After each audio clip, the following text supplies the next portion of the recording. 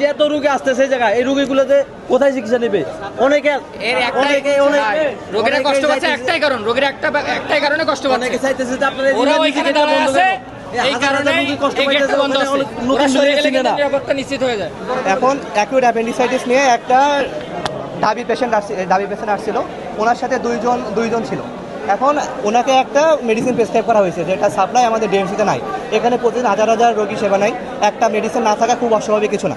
Colour expert dark sap এবং mild on hands technology সমৃদ্ধ Orix advance detergent powder, আপনার laundry expert. এখন ওনাকে বলা হয়েছে বাইরের ফার্মেসি থেকে ওষুধটা নিয়ে আসতে।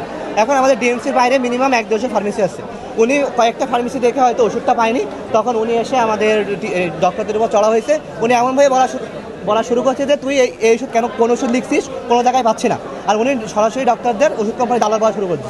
এমন ঘটনা হওয়ার পরে ওনারা চলে গেছে। তারপরে অ্যাপ্রক্সিমেটলি 15 থেকে 20 জন স্টুডেন্ট ওরা নিয়ে আসছে। এখন আপনি বলেন 15 থেকে 20 জন স্টুডেন্ট নিয়ে আসছে, ভ্যালিড রিজনটা কি? অবশ্যই তা আগ্রাসী হওয়ার জন্য। তখন আমাদের যে 4 জন কর্তব্য ডক্টর ছিল এবং 2 জন মহিলা ডক্টর ছিল, ওই 4 জনকে আহত করছে এবং 2 জনকে চরমভাবে লাঞ্ছিত করছে। আমরা দায়িত্ব নেওয়ার পরে আমাদের স্টুডেন্টদের সাথে এরকম মারামারির ঘটনা আমি যতটুকু জানি এরকম এটাই প্রথম। সো আগের ঘটনাগুলো বিচার হয়েছে কিনা এটা আসলে আমার জানা। বিশ্ববিদ্যালয়ের নিয়ম অনুসারে চিকিৎসা সেবা বন্ধ, এটা আমি এটা সঠিক জানি না, কারণ ভিতরে অল্টারনেটিভ বই আছে, আপনি জানেন কিনা সেটা একটু দেখেন। চিকিৎসা সেবা বন্ধ এই কথাটা মনে হয় ঠিক না। এখানে আসলে কারা বন্ধ রাখার অথরিটি তো আমি না, বন্ধ রাখার অথরিটি হচ্ছে ঢাকা মেডিকেল কলেজ, তাদেরকে এই কোশ্চেনটা জিজ্ঞেস করেন। এটা কিন্তু আসলে এই সংঘর্ষের উপর ডিপেন্ড করেই এটা দুঃখজনক এবং সেটা এই যে বন্ধ হয়ে যাওয়াটা, ইমার্জেন্সি সার্ভিস বন্ধ হয়ে যাওয়াটা, এটা আসলেই দুঃখজনক। এই জন্য আসলে কি মানে সরি বলা ছাড়া এই মুহূর্তে আমার কিছু করার নাই। কিন্তু আসলে এই ইমার্জেন্সি সার্ভিস তো বন্ধ করেছে ঢাকা মেডিকেল কলেজ, আমাদের ইউনিভার্সিটি তো এখানে কোনো কিছু, ওনারা তো সার্ভিস নিতে আসে, আমাদের ছেলেরা তো সার্ভিস নিতে আসে, ওনাদের উচিত সার্ভিস দেওয়া।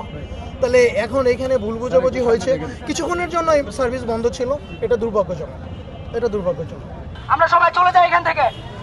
মেডিকেলের যে ডিরেক্টর স্যার, তার সাথেও মিটিং হচ্ছে। সুতরাং আমরা আমাদের বিশ্ববিদ্যালয়ের অ্যাসিস্ট্যান্ট প্রক্টর স্যারের কথা সম্মান জানিয়ে এবং যেহেতু একটা সুষ্ঠু তদন্ত হবে এবং বিচারের আওতায় আনা হবে, এর প্রতি আমরা আস্থা রেখে আমরা ঢাকা বিশ্ববিদ্যালয়ের শিক্ষার্থীরা আমরা ইতিমধ্যে কিন্তু আমাদের অবস্থান ত্যাগ করেছি।